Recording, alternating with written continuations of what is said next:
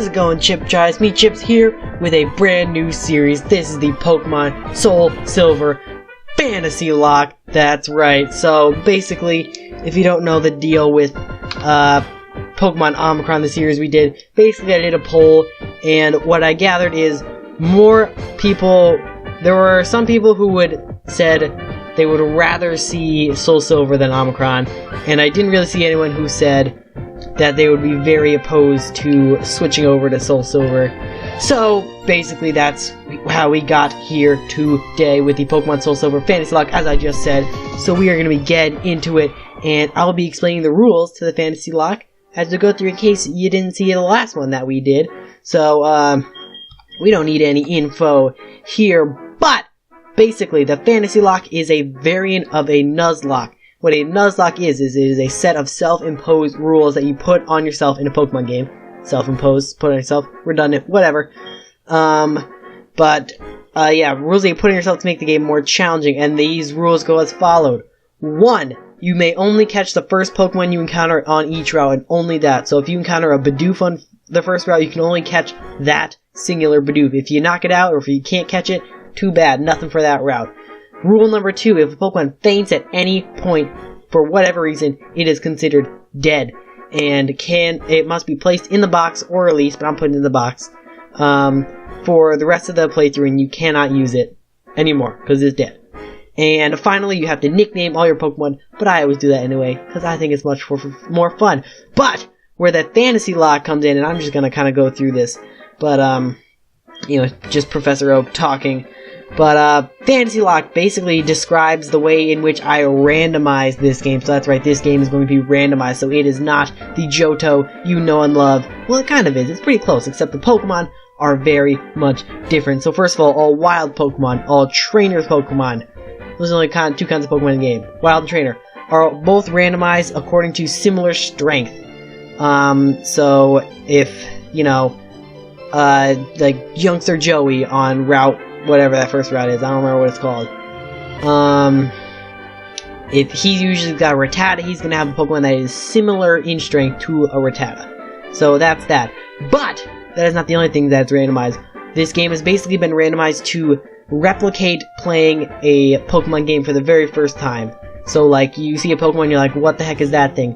Who knows? But, so basically, it's kind of like, think about it like, every single Pokemon in the game is like an Alolan form of itself. So that means all types are randomized, but these types follow through the evolutions. So like, we'll use the Rattata. If a Rattata is fire type, Raticate will also be fire type. It could add on a type. It could be fire and dark, maybe. But that's that. The movesets it learns are randomized so that it learns mostly moves of the same type as it, but it can learn moves that are not of the same type. And same with TM, learning. It usually learns TMs that are the same type as itself, but doesn't always. And also, on that note, TMs also randomized, as well as field items. But, here, he's talking. Also randomized are Pokemon abilities, and those also follow through the evolution. So abilities are random, types are random, level up movesets are random, and I think that's it. Pretty much, base stat total. I believe how it works is that it's not like the base stat total, like the Rattata will still have the same base stat total, but the distribution of the stats is different. So a Rattata is still going to be the same strength as a Rattata, but it might be a super defensive Rattata, or it might be a special attacker. Who knows? But for this series, we added a little something special that was not in the previous Fantasy Lock, and that's that the colors of Pokemon are randomized according to their new randomized types. I don't know how accurate it's going to be, how good it's going to look. I have no idea. I've never done this before, but that's basically, we're going to see. I don't know how that turned out. That's just going to be, a fun sort of thing. But also, another change from the last Fantasy Lock is in the last Fantasy Lock, I randomized evolutions.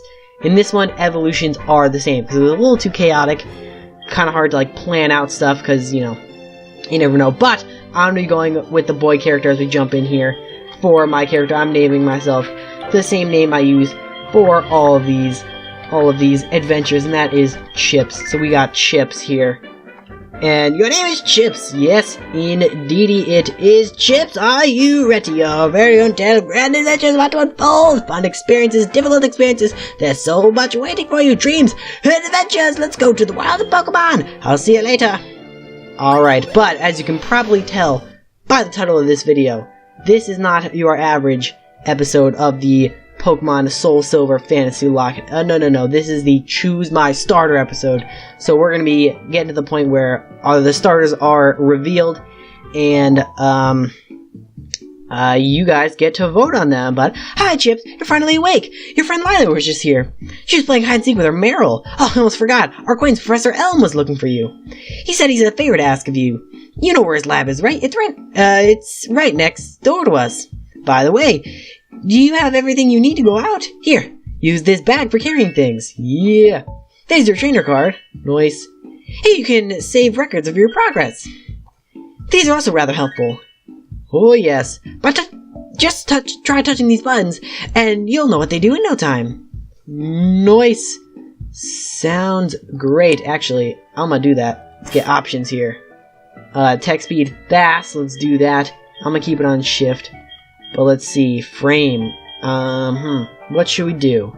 The layout is like, oh, that kind of fits. That kind of fits with it. I'll go with that. And then a silvery blue. But let's go. I'm pretty sure I covered all the rules. If I missed something, the complete list of the rules are in the description down below if I missed anything. But I think I got everything. Colors, types, abilities, movesets. I think that's stats. Pretty much, if you can think of something, chances are it's randomized.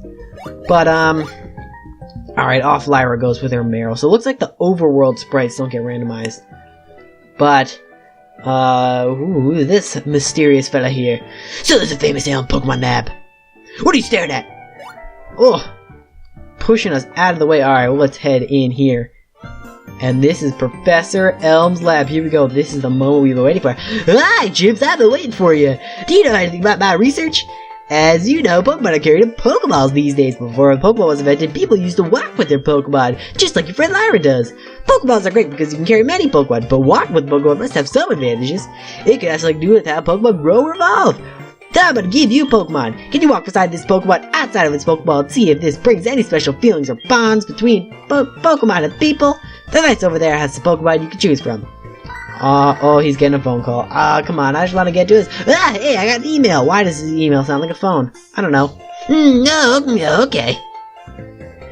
Hey, listen, I have this acquaintance that people call Mr. Pokemon. He keeps finding weird things and raving about his discoveries. Anyway, I just got an email from him saying this time it's real. It's probably just another Pokemon egg, but we're still so busy with our Pokemon research. Wait, I know. You can go to our place, right? We can count on you. You can choose one of the Pokemon over there.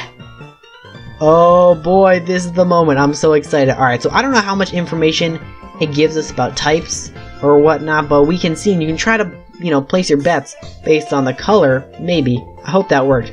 That'd be really cool. If not, oh well, but let's do it. Alright, Dutch Pokemon, see what's inside. Here we go. First Pokemon is Poliwag. The water type Pokemon is in this Pokeball, but Poliwag's in green, so I think that water type may be right. So it looks like that didn't change, but we have Whismur, the fire-type Pokemon, is in this Pokeball. Oh boy, Whismur. Alright, okay. So you guys know, in the last Fantasy Lock, our starter was a Whismur named Boomer. And maybe this is Boomer coming back to join us for another adventure. But let's see what the final one is. It is... Oh, I went the wrong direction. Alright, it is... C-Dot, the fire... Oh, two fire... Alright, so we got a fire type, and a water type. Alright, so we got, again, choices. Water type Pokemon, Poliwag. Fire type Pokemon, C-Dot. And fire type Pokemon, Whismur. So those are your options, and your job today is to leave a vote down below on which starter you think that we should use.